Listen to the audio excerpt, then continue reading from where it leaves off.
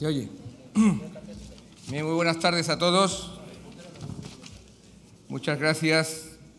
En primer lugar, enhorabuena y muchas gracias. Muchas gracias a el OSTEPA.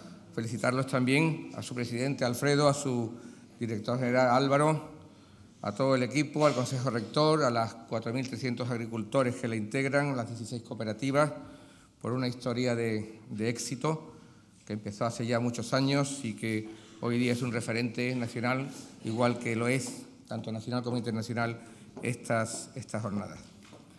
Me ha pedido Pepe Lorín que sea concreto y que vaya al grano, porque vamos tarde, así que intentaré hacerlo. Y decirles, para empezar, que hace mucho tiempo oí decir a un economista que los problemas difíciles normalmente no tienen soluciones fáciles. Y el problema difícil de los precios de los productos agrarios, evidentemente, tampoco pueden tener un problema fácil. Por eso no se puede simplificar diciendo que simplemente es un problema de dimensión, que lo que hay que hacer es aumentar la dimensión, porque también hay que pensar en algo que creo que es tan importante o más que lo otro, que es pensar en la calidad. Y todos sabemos que a veces la calidad y la dimensión tienen sus dificultades para ir juntas. Yo creo que OSTEPA hizo un esfuerzo, una posición muy clara desde el principio por apostar por eso, por la calidad, y creo que es de reconocer ese esfuerzo y ese éxito justamente en esa dirección. Y por lo tanto vaya desde aquí mi felicitación y mi apoyo a ese camino emprendido de primar, de luchar y de entender que la calidad es una de las soluciones futuras para un producto como este, porque como decía al principio, no son fáciles las situaciones cuando los problemas son complejos. Cuando España entra en lo que entonces era el mercado común, que después se convirtió, después de sucesivos cambios, en lo que es la Unión Europea hoy, desde entonces todos hemos vivido, yo no sé cuántas reformas. Entramos en el 86, después vino una serie de tímidas reformas, después vino McCarthy en el 92, en fin, ha habido todos estos años una enorme cantidad de reformas que han provocado siempre un efecto común, y es una preocupación y una incertidumbre por todos los sectores, porque siempre que había una reforma había un cierto concepto de qué va a pasar. Y los que hemos tenido la oportunidad de ir muchas veces o de tener mucho contacto con Bruselas, podemos comprender que de lejos está, para la mentalidad de muchos de los funcionarios y de los políticos que allí diseñan todas estas políticas, que lejos está muchas veces esta agricultura. Y haciendo un poco una abstracción, también nos damos cuenta que de lejos estamos nosotros de un finlandés o de un presidente o agricultor y ganadero en Dinamarca, como era mi presidente entonces, Peter Gemelka, presidente del COPA, cuando hablábamos de estos temas, y él me explicaba sus problemas y yo le explicaba los nuestros, pues te das cuenta de que para un alemán eso de hablar de riego y secano es una cosa inentendible, igual que es muy difícil explicar qué es todo el sistema agroindustrial que es el olivar. Y desde entonces hizo un extraordinario esfuerzo reconocido, Loyola de Palacios, cuando, si recordáis, pues para explicar lo que era el olivar hizo lo más sencillo, que era traerse a aquella famosa visita de Fischler, que de alguna manera le enseñó lo que eran los campos de olivar de Andalucía, para explicarles cómo era el problema y que de lejos, que era muy difícil entender de lejos qué era todo esto, ¿no? Yo creo que en todos estos años todas estas reformas han provocado incertidumbre, pero quiero decir también que quizás una de las veces que más preocupación e incertidumbre provocó fue justamente con la última. Se ha hecho algunas referencias aquí al transcurso de lo que llevamos de la jornada, ¿no? Porque el documento inicial del comisario Ciolos, que era rumano recriado en Francia, desde luego no auguraba nada, absolutamente nada bueno, ni para España, ni para, en general, ni para la agricultura, ni para la agricultura andaluza, y especialmente seguro que no para el olivar. Eso casi, paradigmáticamente. También se ha hecho alguna referencia aquí.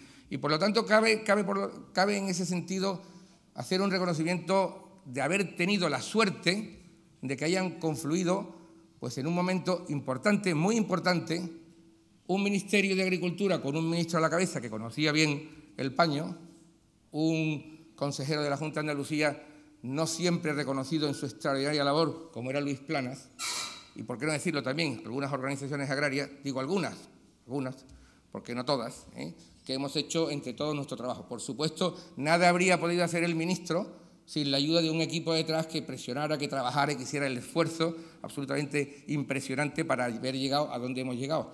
Y tampoco, hay que reconocerlo también, a los funcionarios de la Junta de Andalucía y, como he dicho, a los técnicos de algunas organizaciones agrarias. Y yo creo que en ese sentido, por eso, creo que es de justicia reconocer el esfuerzo importante, que no sé si todos tendremos conciencia alguna vez de lo que le debemos, de este éxito, de lo que es la colaboración entre las instituciones de distintos rangos, lo que es a nivel nacional, lo que es también a nivel andaluz y lo que es también por los administrados representados por los que integramos las organizaciones agrarias o alguna organización agraria, como he dicho antes, ¿no? Entonces, ese esfuerzo, el que tengo hoy el honor de presentar, ha sido Carlos Cabana, una persona absolutamente vital en todo esto. Y creo que es mi obligación hoy hacer un reconocimiento a él, al Ministerio, a la Junta de Andalucía y a su entonces consejero Luis Planas, y a todos los técnicos que han trabajado de forma seria, competente y colaboradora en este invento. Por eso me duelen tanto algunos intentos que se hacen ahora para intentar desprestigiar ese trabajo importante que ha sido, de verdad, será una garantía extraordinaria para el futuro de todo este sector. ¿Quiere esto decir que me encanta la reforma, que estamos contentos? Pues no, pero no tenemos que ver si la reforma es la que queríamos, tenemos que ver el punto de partida en el que estábamos hace 2 años, cuando teníamos justo estas jornadas y las incertidumbres que se estaban creando, y donde hemos llegado con un extraordinario esfuerzo de imaginación entre todos y de colaboración entre todos para lograr lo que creo que se ha logrado. ¿Que tendrá luces y sombras? Por supuesto. ¿Que tendrá dificultades? Por supuesto. ¿Que habrá incertidumbres? Que las hay, por supuesto. ¿Que habrá cosas que tenemos que arreglar? Por supuesto. Pero creo que hemos recorrido un camino importante y creo que es de justicia reconocer el trabajo de todos y especialmente de quien hoy tengo el honor de presentar, que es Carlos Cabana, y ya voy directamente a su presentación explícitamente. Carlos Cabana Godino, veterinario del Cuerpo Nacional, ha ocupado diversos cargos en la Administración Española, Agrícola y Pesquera. Se inicia en Sevilla, digo que es de Madrid, reinsertado aquí en nuestra zona, afortunadamente, lo cual tampoco es malo. Subdirector General de Productos Ganaderos del Fondo Español de Garantía Agraria, del FEGA, subdirector general de Acciones de Desarrollo Rural, subdirector general de Alimentación Animal y Ganadería, subdirector general de Alimentación Animal y Zootecnia, consejero de Agricultura, Pesca y Alimentación de la REPER en Bruselas, vocal asesor en el gabinete técnico de la subsecretaría. Hubo un tiempo que se nos pasó a la pesca, o sea, que estuvo recorriendo esa zona, y finalmente es el director general de Producciones y Mercados Agrarios del Ministerio de Agricultura, y yo les pido a todos para él un extraordinario aplauso. Muchas gracias. Y tú tienes la palabra.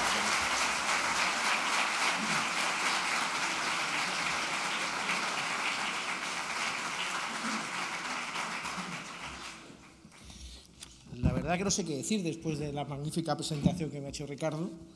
Injusta, pero al fin y al cabo, pues oye, uno está satisfecho del trabajo. Y sobre todo, lo que sí que estamos satisfechos es que desde yo no sé dónde tengo que pasar tengo la presentación, lo que estamos orgullosos es del trabajo que hemos hecho en el Ministerio.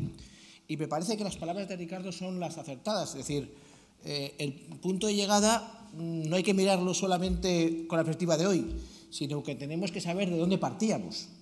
Y de dónde partíamos era una situación complicadísima. Es decir, teníamos una propuesta, primero teníamos una encuesta pública en 2010, el que cuando llegamos nos encontramos que la consecuencia de la propuesta que hace en octubre viene, entre otras cosas, de una propuesta que se hace por parte del Ministerio de Agricultura español en el año 2009 de plantear una tasa plana de 100 euros por hectárea. Y partimos de eso, y eso inspira, entre otras cosas, al comisario Cholos para plantear en la propuesta que presenta en octubre de 2011 una reforma que era lesiva, totalmente lesiva para los intereses de la agricultura española y especialmente, y ahora intentaré explicaros, para Andalucía. Nos ponemos a trabajar, empezamos a trabajar, hace justamente 2 años cogimos al comisario Cholos, que no sabía, como le pasaba al comisario Fischler, lo que era un olivar. Cogió al ministro, lo metió en un helicóptero y recorrimos Jaén y Córdoba para que viera la realidad del sector olivarero español. Y le trajo y le dijo una tasa plana o una ayuda de 229, que era la propuesta inicial de la Comisión, o de 100 euros, que fue la propuesta imaginativa que se mandó por parte de España en el año 2009, supondría acabar con el olivar español. Luego no puede ser. Y cogió el ministro al comisario y nos recorrimos durante 2 días la provincia de Jaén y Córdoba para que viese lo que era el olivar. Por eso, decir que aquí se ha trabajado mucho y pensando fundamentalmente en Andalucía. Y gracias a la colaboración, como bien ha dicho Ricardo, del consejero entonces de la Consejería, don Luis Planas, hemos estado trabajando y llegamos a un acuerdo en junio de 2012 para defender los intereses de España. Y todas las 17 comunidades autónomas del Ministerio estábamos de acuerdo que había que defender una posición común. ¿Y cuál era la defensa? Pues mantenimiento de la dotación presupuestaria, limitar los trasvases entre distintos sectores y territorios, que los perceptores de los pagos realmente sean los que se dedican a la actividad agraria, y todo eso se consiguió a base de negociar. A veces con la disposición que entonces tenía la Junta de Andalucía y que tenían las otras 16 comunidades autónomas para llegar a un acuerdo. ¿Y qué es lo que perseguíamos? Pues fortalecer el sector agroalimentario español, ni más ni menos. Y para eso teníamos que estar unidos a la hora de defender los intereses de España. Nos fuimos a Bruselas con un mandato de las comunidades autónomas y lo que hicimos fue: señores, vamos a trabajar de la mano y vamos a convencer primero al Consejo, al resto de los Estados miembros, que la propuesta es mala y que necesitamos cambiar, porque la tasa plana es un horror para nuestros intereses. Además, tenemos que trabajar con los grupos parlamentarios, con el PSOE, con el PP, con todos trabajamos en el Parlamento y las enmiendas que se presentaron las preparamos desde el Ministerio y trabajamos conjuntamente con ellos para sacar adelante una propuesta que fuese lo mejor. Como decía Ricardo, hay que partir de la propuesta que era negativa para nosotros. Y trabajamos, por supuesto, con la Comisión, como os he dicho, con el comisario Choros, trayéndolo aquí, discutiendo, teniendo bilaterales y diciéndoles los problemas que suponía la propuesta, con idea de defender los intereses de España. Y gracias a eso, llegamos en el julio de 2013 a una conferencia sectorial en la que acordamos las grandes líneas a distribuir y acordamos con todas, incluida Andalucía. Lo digo un poco para que sepamos cómo hemos ido avanzando a lo largo de todo este tiempo y acordamos con ellos y votaron a favor las 17 comunidades autónomas de establecer pues, una aplicación de la reforma en la que creásemos una serie de grupos de trabajo para ver qué sectores teníamos, cómo se iba a regionalizar, que ahora os explicaré la regionalización, cómo tenía que ser el agricultor activo, los pagos acoplados, el reparto del desarrollo rural y las medidas de desarrollo rural.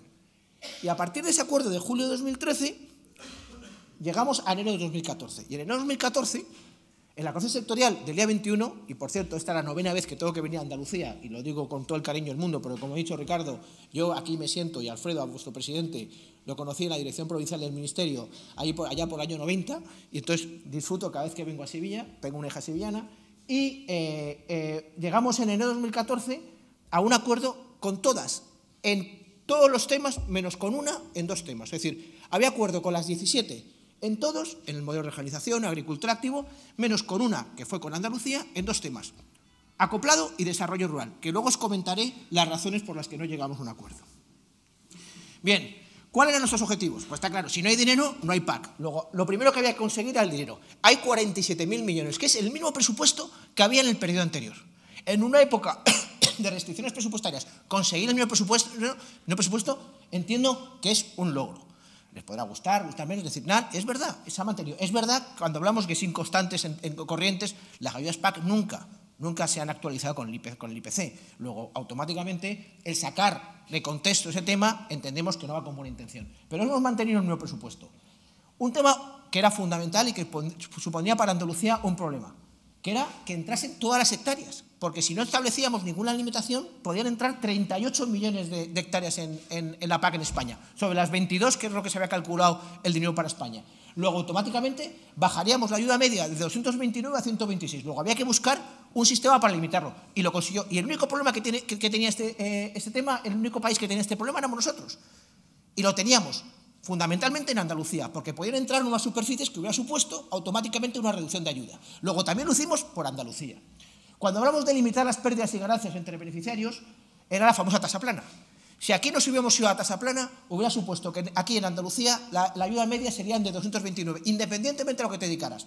Al olivar, al cereal, a pastos, al tabaco, al algodón o a lo que fuera. Todo el mundo cobrando 229, que es la idea que tenía el comisario. Luego tendríamos que buscar un sistema para limitar la tasa plana, limitar la convergencia y evitar que todos fuésemos a cobrar una ayuda, porque no tiene ningún sentido que todo el mundo cobrase lo mismo. Por tanto, eran unos objetivos. Y, por supuesto, el tema del greening. Era fundamental, el greening, lo que es el pago verde, que buscásemos un sistema que ayudase a flexibilizar respetando lo que era el problema nuestro. Y entendemos que conseguir que en el caso de los cultivos permanentes, en el caso del olivar, automáticamente el pago verde se cobre sin ningún tipo de actuación, ya es un logro también, no solamente para el olivar andaluz, sino para todos los cultivos permanentes. Por tanto, también hemos hecho algo por Andalucía, que ningún otro Estado miembro se preocupó en defender a los cultivos permanentes, que fuimos nosotros. Y fundamentalmente, donde está el olivar, donde está el cultivo permanente, es en esta comunidad autónoma. El tema de la OCM única, pues buscábamos una OCM equilibrada, que luego os comentaré un poco cómo se hará, los refuerzos de la red de seguridad, mantener el reconocimiento de la Junta de Productores, son medidas que existen que dicen, no, es que no hay ninguna medida en el mercado. No es verdad, luego os lo comentaré, no es verdad. Y además, establecer programas de desarrollo que consistieran entre programas nacionales y programas autonómicos. Todo esto es la legislación que no nos interesa a nadie y está aprobada, y están todas las ayudas, pago básico, redistributivo, obligatorio. Tenemos el pago básico, tenemos el pago agroambiental. Entre el pago básico y las prácticas medioambientales, que es el greening, es más o menos, que sepáis, el 93% de la ayuda. Es decir, el resto, la ayuda asociada, que es 13 más 2, jóvenes, que es el 2%, pero más o menos para que sepáis, del 100% que recibís de ayuda, el pago básico más el greening va a suponer el 93%. ¿Por qué el 93%? Porque el 2% restante es para jóvenes y el 5% para ayuda asociada, que ahora os explicaré. Porque aunque parezca que hemos acoplado el 12%, realmente nuevo es el 5%. Luego el resto estaba acoplado, luego no se le quita a nadie, a pesar de que digan que se le quita a la gente. No es verdad. Agricultor activo. Tema que es fundamental. Aquí estamos oyendo, y yo se lo oí la última vez, antes de ayer, al amigo Agustín Rodríguez de la UPA, en Martos, decir que es que las ayudas van a seguir siendo para los mismos, para los terratenientes, para los agricultores de sofá. No es verdad. Teníamos la oportunidad, a través del reglamento, de establecer la representatividad, hemos establecido los criterios de exclusión y vamos a ir directamente a lo que hemos querido hacer. Que vayan el dinero a las explotaciones verdaderamente activas. Tener en cuenta otra realidad andaluza, que es el tiempo parcial, y por eso lo hemos metido. Y no eliminar a la gente que se dedica a tiempo parcial, sino que entendemos que el que se dedica a la actividad agraria y vende un producto agrario tiene que cobrar ayudas PAC. Y teníamos que buscar simplicidad y eficacia. ¿Qué es lo que hemos hecho? Mantener la lista negativa, que entendemos que es suficiente, y sobre todo lo que era fundamental era lo que proponía la Comisión Europea o el Reglamento Comunitario, era comparar ingresos agrarios frente a... ¿Qué pasa? Que uno podría tener ingresos agrarios solamente de la PAC. Luego no nos interesaba porque no podíamos excluir a la gente que no se dedica a la actividad, simplemente a los cazaprimas. Y lo que hemos buscado es un sistema justamente lo contrario, a pesar de lo que dice. Buscar un sistema en el que obliguemos a que el 20% de los ingresos agrarios sean distintos de las ayudas PAC, del primer pilar.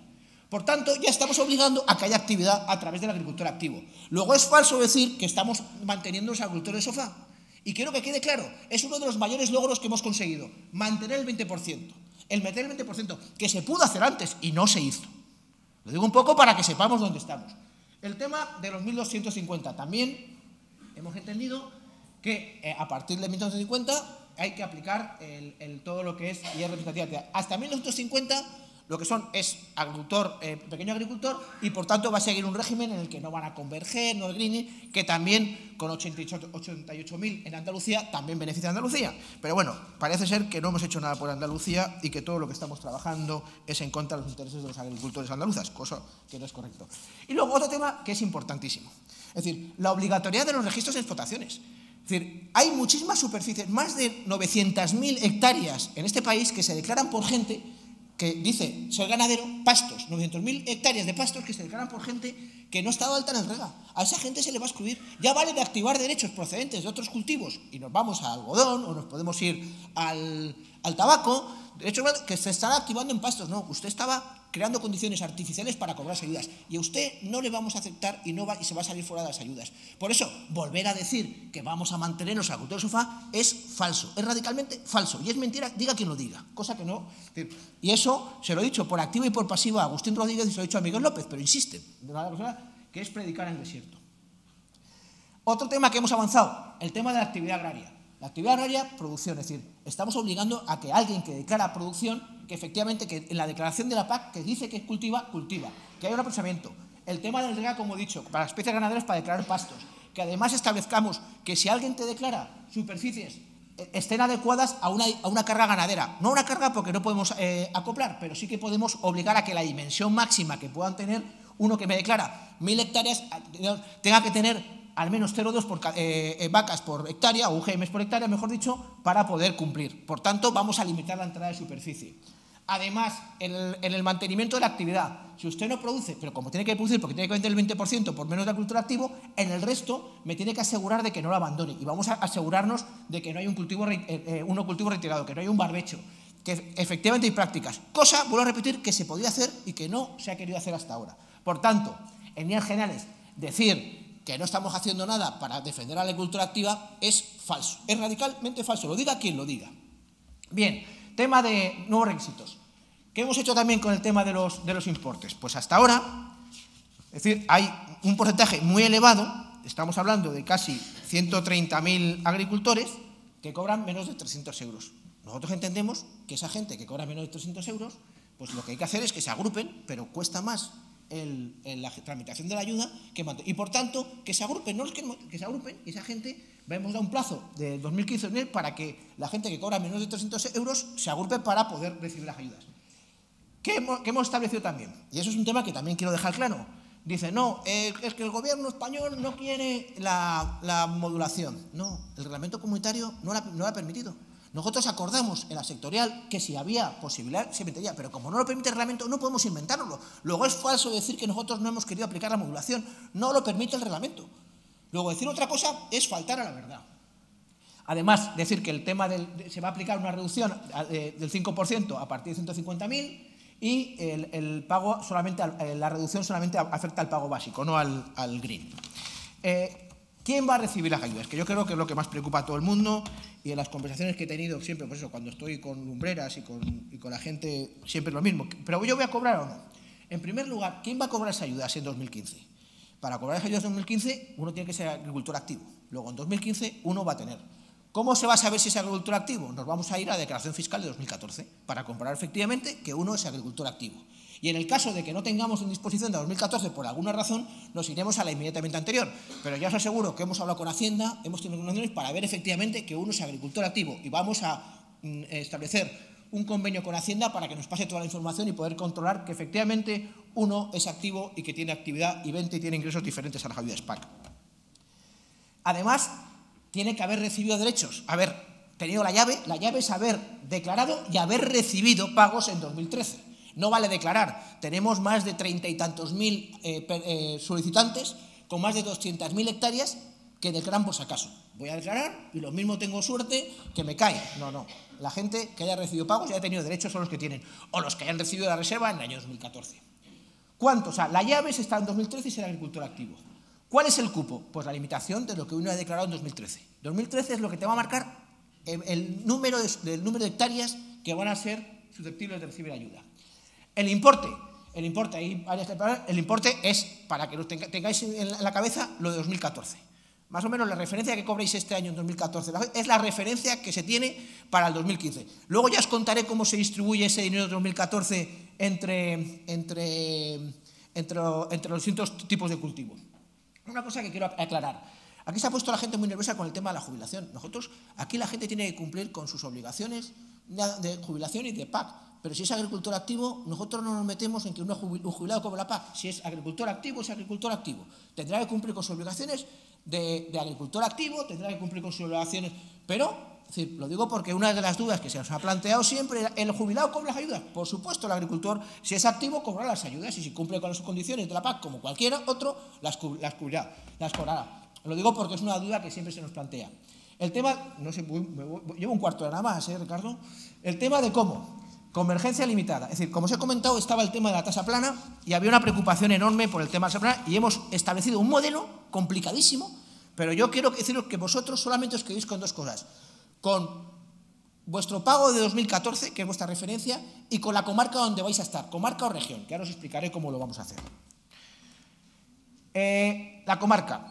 Nosotros, el tema de regionalización, hemos establecido que el mejor modelo y el que podíamos vender a Bruselas, porque era un tema agronómico, era hablar de comarca agraria, porque las comarcas más o menos son homogéneas, tienen los mismos rendimientos y lo dividíamos a su vez por tres tipos de superficie. Las tierras de secano, regadío, permanentes y pastos. Entonces, a cada agricultor lo que le estamos calculando y le vamos a calcular, porque tenemos los datos, es para cada tipo de superficie el importe, digamos, de cada uno de ellos. Entonces, vamos a calcular que para secano hay X importe porque sabemos la trazabilidad de dónde venían los derechos de cada uno de vosotros, y a partir de ahí vamos a calcular para secano, regadío, permanente y pastos el dinero que tiene cada uno para cada tipo de cultivo. Y a partir de ahí uno puede llegar a tener hasta 4 tipos de derechos diferentes, de valores diferentes. Para secano, para regadío, permanentes. Haremos la media y tendremos 4 tipos. Lo lógico, más o menos que sepáis que el 90% de los agricultores tiene, o sea, el 60 y tantos por ciento tiene nada más que valor de un tipo de derechos, y el 90% tiene 2 y el 98% tiene 3. A partir de ese 2% restante puede llegar a tener hasta 4. Luego lo normal es que la gente tenga entre solamente un modelo, o sea, un tipo de derecho o 2 tipos de derechos. De tal manera que ya tenemos, cada uno va a saber lo que cobra. Para olivar, para que no. Aquí vamos a calcular a cada olivarero, le vamos a calcular a cada agricultor lo que cobra por cultivo permanente. Y vamos a saber perfectamente lo que cobra en el 2014, se le va a dividir por el número de hectáreas. Y ya está, sencillo, cada uno sabemos lo que cobra, perfecto. Y eso es lo que tiene que saber cada uno. Ahora es la segunda parte. ¿En qué comarca está? Lógicamente las comarcas son las agrarias de toda la vida, pero lo que hemos calculado para cada comarca y para cada tipo de superficie, hemos calculado la media, que es muy fácil. A cada agricultor, para cada tipo de cultivo, le hemos sumado las cantidades, dividido entre las hectáreas, nos sale la media de cada comarca para secano, regadío, permanente y pastos. Con esto, como había 300 y pico comarcas, por 4 tipos nos salían 1.200. Entonces lo que hemos hecho es agrupar las comarcas por intensidad de ayudas y se quedan en regiones, entre 22 y 24 regiones. Luego al final, que os preocupe a vosotros es vuestro pago del 2014. Por supuesto, la superficie límite de 2013, dividido en vuestros derechos. En olivar, en cultivo permanente, saldrá vuestra media de vuestros derechos históricos dividido por vuestra superficie y tendréis vuestra media. Y luego la media de vuestra comarca, que ahora os contaré cómo se converge y si se converge o no. Entonces, la primera fase, todo el mundo tiene sus importes, como hasta ahora, lo dividimos por regiones para calcular las regiones y llegamos a las 22-24 regiones. ¿Qué es lo que hemos querido hacer? Pues limitar, lógicamente, las pérdidas para que la gente no pierda mucho y ni gane mucho, y evitar que todo el mundo cobrase 229. Por tanto, nos hemos inventado un sistema complicadillo, pero bueno, a cada uno tiene que saber que se aplica en su comarca. Y es que la comarca, digamos que la convergencia, o sea, la aproximación, la igualación es muy limitada, que todo el mundo hay que subirle hasta el 60% de su comarca y que como máximo los de arriba pueden perder como máximo un 30%. Voy a poner un ejemplo que es lo más fácil. Luego nos podemos encontrar en cada región 4 tipos de agricultores. El agricultor que está por encima de la media, luego no sabe lo que le va a pasar hasta que no sepa. Yo cobro a lo mejor 800 y la media de mi región son 500. Yo todavía no sé lo que me va a pasar. Sé que como máximo, es importante, como máximo hemos establecido que puede perder como máximo el 30%. Luego ya sabe que como máximo puede perder el 30%. Que es importante, pero bueno, por lo menos una limitación que no había, que también la introdujo España. Si la media de mi región es 500, ¿cuál es el 60%? 60% de 500, si no recuerdo mal, son 340 o 300, no, 300, 6 por 5, 300. Luego, todos los que estén por debajo de 300, si la media de mi comarca son 500, van a llegar a 300 en 5 años, por tramos iguales. Luego se van a subir. Los que están entre el 60 y 90%, que el 90% de 500 son 400, o sea, entre 300 y 450, van a subir un tercio. Luego, muy poquito, pueden subir 10 euros como máximo en 5 años. 50 en el máximo y lo lógico sube muy poquito. Y los que están entre el 90 y el 100, es decir, entre 450 y 500, que es el ejemplo que he puesto, no sube nada, no se le modifica nada. Puede ser que todo el mundo esté dentro de las medias y automáticamente al de arriba no se le quite nada. Luego, eso se sabrá cuando veamos cómo estamos en 2015. Pero es un poquito el sistema. Es un tema complicado, pero al final a cada agricultor os lo vamos a calcular. Luego no vas a tener ningún problema, pero las referencias las tendremos más o menos a finales de mayo, principios de junio, sabréis un poquito cómo funciona. De todas maneras, lógicamente, estamos a disposición para clarificar todo. Pero eso es decir, 4 tipos, los que están por encima, ya veremos los que pasan, los que están por debajo, el que está entre 500 y 450, porque Dios 90%, no converge nada, el que está entre 400 y 300, un tercio puede llegar a converger como máximo 10 euros en un tramo de 5 años, y el que está por debajo sube hasta el 60%. Bien, además, por supuesto, y no me voy a enrollar con el tema de las prácticas medioambientales, pero hemos conseguido flexibilizar, sobre todo para el tema de cultivos. Es decir, antes estaban la obligación a partir de 3 hectáreas, pues a partir de 10, 2 cultivos, que además me vale el barrecho para entrar en rotación, las 30 hectáreas, 3 cultivos, en el que el maíz, la cebada y el trigo me vale como un cultivo diferente, es decir, que se ha flexibilizado. Y lo que es fundamental, para el tema del olivar, que es lo que más preocupa a vosotros, esta comarca, no hay que hacer nada. Y eso se ha hecho por vosotros. Y eso es una preocupación que trasladó España y que se estuvo peleando y que convencimos al comisario para que lo metiera, gracias a haber estado aquí con el comisario Cholos, ya que el ministro se cogiera al comisario y se lo trasladará. Y, por supuesto, con el apoyo del consejero Planas. Medidas equivalentes, ayuda asociada. La ayuda asociada, deciros que ha sido uno de los grandes problemas que hemos tenido con Andalucía. Establecimos unos criterios que estamos de acuerdo todo el mundo. Es decir, ¿a qué sectores podemos dar una ayuda asociada? Una ayuda asociada hay que recordar que es una ayuda que se puede dar en unas condiciones determinadas muy especiales.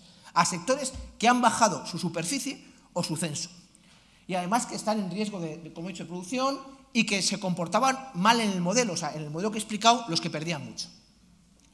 Hemos establecido la prioridad de ganadería y el máximo era el 13+2. ¿Qué es lo que hemos hecho? Todo esto que hemos aplicado, todos los sectores que hemos acoplado, todos pierden, todos han disminuido o censo o superficie en toda España y especialmente en Andalucía. Todos los sectores que están acoplados se pueden desarrollar más en Andalucía. Ahora mismo, y es una de las cosas que la comentaré, no se puede saber si Andalucía con los acoplados gana o pierde. Dependerá de la capacidad de poner en marcha todos estos sectores y podrá recibir más dinero de lo que está haciendo hasta ahora. Pero es una bola de cristal. Y decir que Andalucía pierde ahora mismo no es verdad. No puede ser verdad porque no sabemos, porque no hemos diseñado las ayudas. Luego, hasta que no sepamos cómo y se pongan en marcha, es una bola de cristal que ellos dicen, no, pero es que con los censos actuales, no, con los censos actuales, ahora os contaré que no es verdad también que pierden. Bien. Tema del olivar y Andalucía.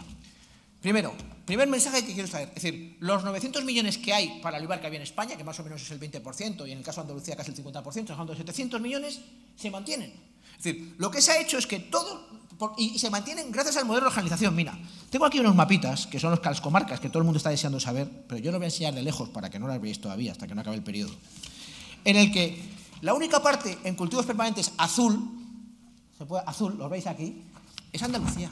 Y esto lo hemos hecho por vosotros, es decir, los importes medios más altos están aquí. Y para evitar que el dinero saliese a otras partes de España, se ha hecho el modelo de regionalización y se ha establecido el cultivo permanente. ¿Porque a quién beneficiaba? Fundamentalmente a Andalucía. ¿Por qué? Porque tenéis el apoyo más alto en el olivar. Luego, este modelo es para defenderos Andalucía. Y es donde está. Y ya si me voy al regadío, que fundamentalmente está aquí, pues pasa lo mismo. ¿Dónde está el azulito? En Andalucía. Luego, decir que no estamos defendiendo Andalucía es radicalmente falso. Porque hemos hecho un modelo para defenderos.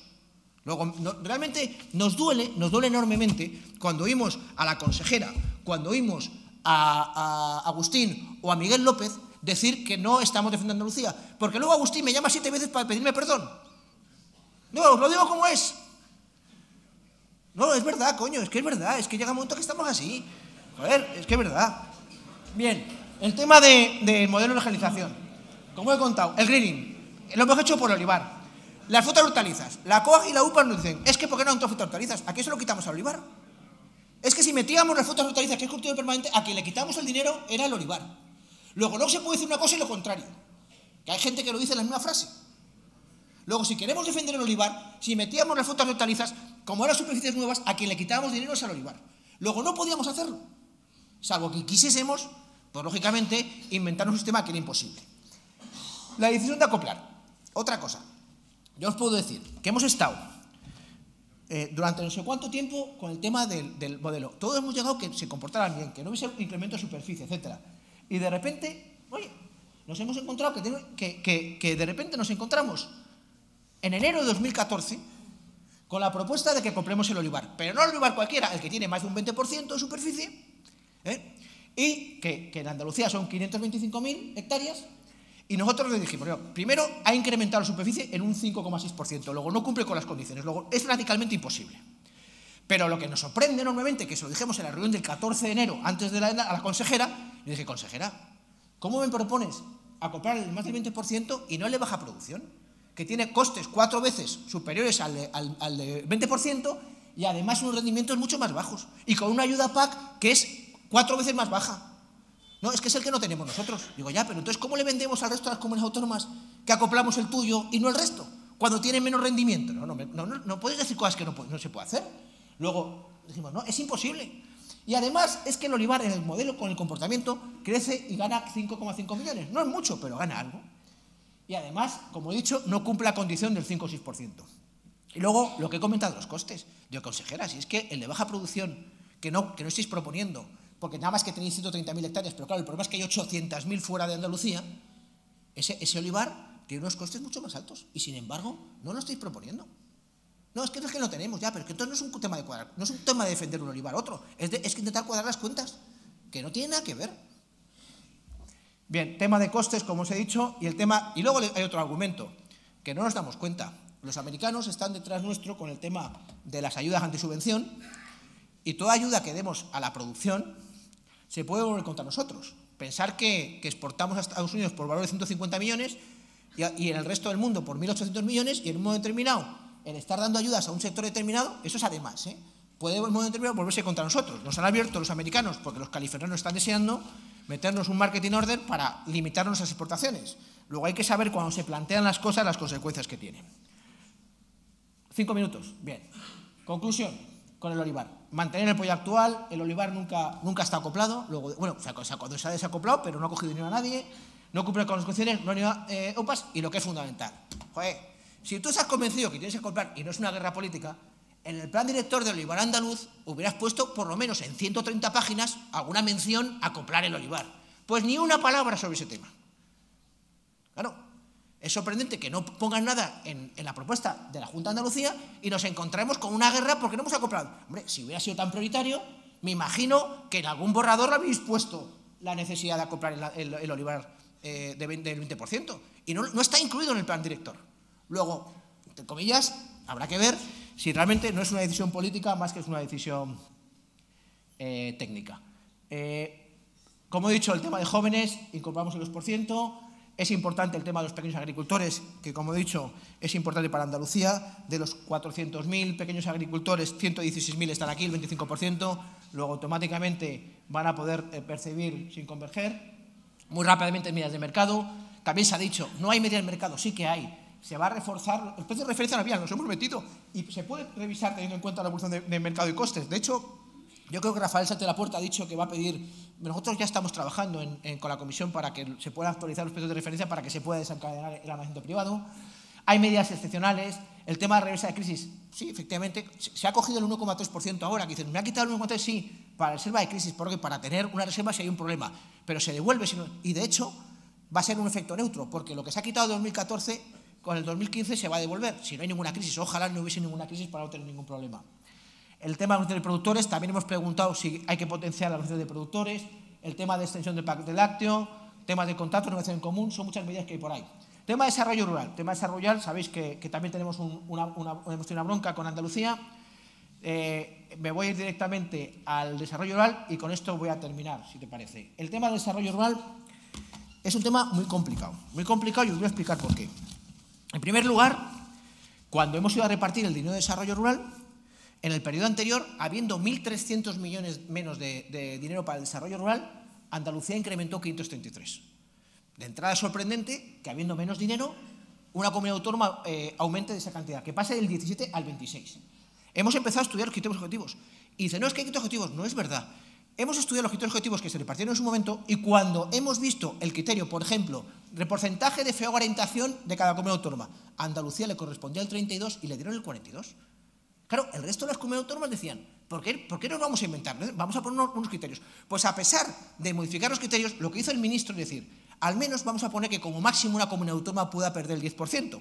Cosa que no tuvieron ni Castilla y León, que perdió más del 40% del periodo anterior, ni Valencia, que perdió 60%. Es decir, que a pesar de que es verdad que ha habido una reducción de presupuesto para Andalucía de 200 millones, hemos establecido una cláusula para evitar que pierda más.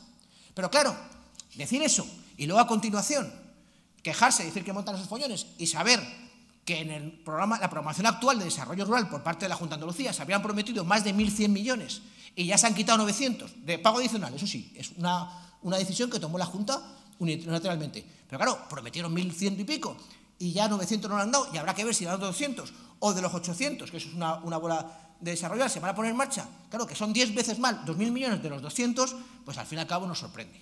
Por eso digo que cuando vemos las cosas, nosotros, a pesar de lo que digan, Vamos a seguir trabajando por defender a la agricultura y a la ganadería española y especialmente a la agricultura y a la ganadería andaluza.